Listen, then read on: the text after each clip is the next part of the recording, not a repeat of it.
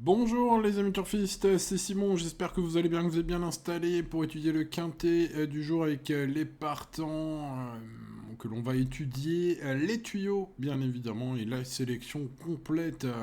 Alors aujourd'hui les amis, ce mardi ça se passe à Clairefontaine sur les 2400 mètres, les chevaux de 3 ans dans cette course de galop qui nous promet un terrain lourd avec des jeunes pousses, hein. Il va falloir avoir l'aptitude ça c'est sûr, la longue ligne droite, hein, particularité quand même à Clairefontaine, on peut venir à l'extérieur finir fort lorsque la course se déroule évidemment un peu rapidement en début de course. Je vous propose donc eh bien, de faire un tour d'horizon des 16 partants du jour. Allez, on y va avec le numéro 1 Annabelle Ghost qui sera aux alentours des 10 contre 1 avec Alexis Pouchin aux manettes. C'est une Fabre qui est en forme, qui a gagné 2 fois sur longue distance cet été. Le gros point d'interrogation, ce seront les 2400 mètres de ce mardi. C'est peut-être un peu court. Euh, voilà, du coup, il y a du pour, il y a du contre, des bonnes lignes, mais sur très longue distance et un poids élevé aujourd'hui. Le numéro 2, Zellman, a bien couru récemment aussi. Bon, peut-être que la distance lui va l'avantager, sa forme est sûre. 3 courses en terrain très souple égale 3 victoires. Donc ce numéro 2, Zellman, possède à coup sûr l'aptitude aux pistes assouplies. Ça peut être un bel argument au moment du choix pour ce cheval piloté par Mister Baron, qui dépend de l'écurie Allard et qui sera aux alentours des 10-12 contre 1. Le numéro 3, Tiger Rock, sera aussi dans cette zone de cote, c'est l'écurie Lerner. C'est le cheval le moins expérimenté de la course, avec seulement 3 courses à son actif, mais 3 courses prometteuses, parce qu'il a déjà euh, gagné à Clairefontaine et le terrain lourd ne va pas le déranger. C'est pas mal au niveau note globale ce numéro 3. Le numéro 4 au Préto sera Bellecote. J'ai senti son entourage assez confiant. Il semble prêt à revenir bien après une année où il avait 2 ans qui était de toute beauté avec des très très bonnes lignes. Bon, un début de saison pas terrible. Par contre, l'ultime course, il a gagné en tongué, en serviette de plage, ce numéro 4. Il sera piloté par Yoritz Mendy-Zabal et son entraîneur c'est Michael Glezangle. Il sera à Bellecote, normalement, ce 4 en plus. Le numéro 5, Kay Bella avec Théo Bachelot, qui dépend de l'entraînement de Stéphane Vattel, sera à cote sympathique aussi, effectue une rentrée. Le terrain, ce sera tout pile bien pour lui, hein. C'est un fils de Ken d'Argent, donc l'aptitude, on peut évidemment l'ambitionner. Il mérite une note de méfiance quand même, même si sa forme ne semble pas optimale au moment de faire sa rentrée, ce numéro 5. On va se garder de rayer, hein. On passe au numéro 6, Gen Z. Attention à ce Quetil, mené par Madame Podionovo, qui sera à cote aussi respectable, hein, aux alentours des 15 contre 1, hein, comme pour le 4, le 5. Ce numéro 6, c'est une cote un peu intermédiaire comme cela. Il a une chance, il faut le cacher, hein. C'est un cheval qui aime bien être caché. Euh, voilà, sa bonne perf la dernière fois attire un peu l'œil, même si les lignes sont peut-être pas aussi bien que d'autres. On peut noter une belle régularité de ce numéro 6. Le numéro 7, Revalite, c'est le Guyon du jour avec l'écurie de Ludovic Gatbin, une cote aux alentours, probablement en dessous des 10 contre 1, puisque sa musique est une musique de rêve. Voilà, maintenant il y a la pénalisation, la régularité, il y a du pour, il y a du contre, il y a pas mal de pour quand même, hein, ce numéro 7. Le numéro 8, Mi et Yala, l'entraînement du bois, Clément Lecoeuvre aux manettes de ce numéro 8, cote intermédiaire à prévoir aussi, qui doit prouver sa compétitivité dans ses quintés, hein, comme quelques-uns, au départ des chevaux. Hein, je rappelle qu'ils ont tous 3 ans. Les pistes difficiles, c'est son truc. Ce numéro 8 peut surprendre. Le numéro 9, c'est le partant qui a la moins belle musique récente, hein, puisqu'il reste sur 3 bulles. Christopher Grosbois et son jockey, Lucie Pontoire, son entraîneuse. Il va être aux alentours des 20-25 contre 1. Voilà, il a quelques perfs sympathiques. Voilà, la distance c'est bien. Au niveau du poids, désormais, c'est mieux.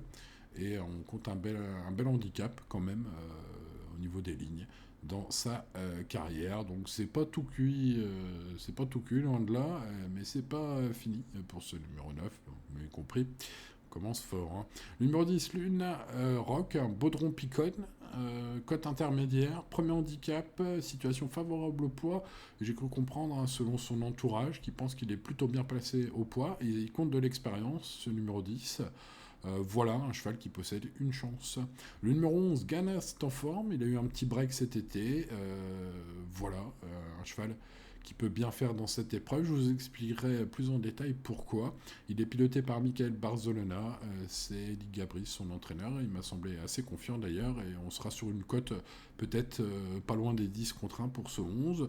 De même pour le 12, Edra Striave, Christopher Red, l'entraînement redoutable. Musique presque parfaite, si ce n'est la dernière fois. Le terrain peut lui permettre de bien faire. Aurélien Lemaître est aux manettes, ce 12 est recommandable. Le numéro 13, Ditching Dragon, une belle musique aussi, très régulier. Alors il était battu par Lily Lux la dernière fois, qui porte le 14, mais ce numéro 13 semble être une cote intermédiaire à mettre dans un ticket. Ça respire la fiabilité, mais c'est pas un gagneur, ce 13. Alors peut-être que le 14 Lily Lux, qui sera aux alentours aussi des 15 contre 1, qui lui dépend de l'entraînement de Mathieu Bram et qui sera piloté par Hugo Le Bouc ce mardi. Ce 14 mérite du crédit, puisqu'en plus c'était une rentrée la dernière fois, donc Lilux a bien fini son parcours. Le parcours du jour devrait l'avantager, et a finissait devant Ditching Dragon.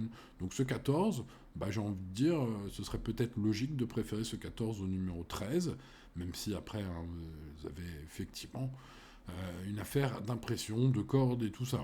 On passe au 15, Mélango, entraînement Jolivet, Eddie Ardouin, l'expérimenté. Ce sera une grosse cote, ce 15, dans le bas du tableau.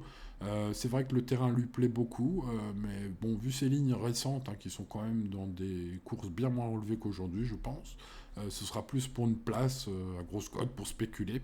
De même que le 16, Belle de Sabat, qui me semble aussi affronter un lot très relevé, même si elle dépend de l'écurie parfois incroyable, Nicolas Perret, et sera piloté par Fabrice Véron.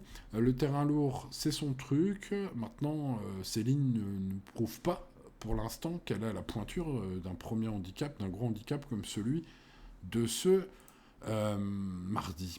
Voilà, nous avons vu rapidement les 16 partants du jour. Je vous propose de faire un focus sur Ganas, qui, vous l'avez compris, est ma base en or aujourd'hui. Alors pourquoi donc 4 quintés disputés récemment dans sa jeune carrière. C'est déjà beaucoup d'expérience accumulée par Ganas, qui semble chercher son titre à ce niveau, comme le prouve notamment ces dernières courses qui étaient super. Bon finisseur, la piste et le tracé proposé vont l'avantager. Le terrain, pas de souci là-dessus, je pense. C'est un poulain qui pourrait nous faire plaisir. Il compte 6 places et une victoire en 13 courses courues. Voilà, il est piloté par Michael Barzolona, je le disais. Puis donc sa bonne performance du 12 septembre dernier à Longchamp m'a attiré, ainsi que la relative bonne confiance de son coach. Bref, pour toutes ces raisons, je l'ai choisi en premier, on va croiser les doigts. Je le répète, c'est un quintet ouvert. Alors derrière, je vous l'expliquais pourquoi, mais la ligne de Lily Lux, ce 14 par rapport au 13, m'attire beaucoup, surtout que c'était une rentrée la dernière fois. Je pense que Lily Lux peut se révéler à ce niveau. Elle va être à très très belle cote. On garde haut même, ce 14. Ouro Preto, le numéro 4, vient de s'imposer en tongue et en serviette de plage en terrain collant. Je rappelle quand même que ce numéro 4 a la meilleure ligne du lot, acquise à 2 ans. Alors avec les 2 ans, c'est toujours un peu compliqué l'année de 3 ans, évidemment. Mais son ultime course est donc très rassurante. Ce n'est peut-être pas qu'un 2 ans, ce Ouro Preto. C'est peut-être aussi un bon 3 ans. C'est ce que j'espère, puisque vous voyez, je l'ai mis en choco. Et puis en tocard du jour, je vais mettre Ditching Dragon pour sa fiabilité, pour une place. Et donc sa ligne, même si elle est perdante sur le 14, il courait très bien ce jour-là, prouvait à nouveau sa valeur et son efficacité et sa régularité. Je pense donc que c'est une belle cote à glisser, ce 13. Mais je le répète, c'est très ouvert. Le 11, le 14, le 4 et le 13, donc je vous ai parlé en détail relativement en détail du 12, du 7, du 3 et du 2 que j'ai gardé donc, dans cet ordre à la suite de mes 4 préférés. L'indice de confiance est très bas, on va rester donc très raisonnable ce mardi. Et voilà, faire quelques tickets essentiellement spéculatifs, en tout cas pour ma part. Voilà les amis, allez on n'oublie pas le petit pouce, de s'abonner si ce n'est pas encore fait, d'activer la cloche bien évidemment. On se retrouve demain pour de nouvelles aventures. Ciao ciao.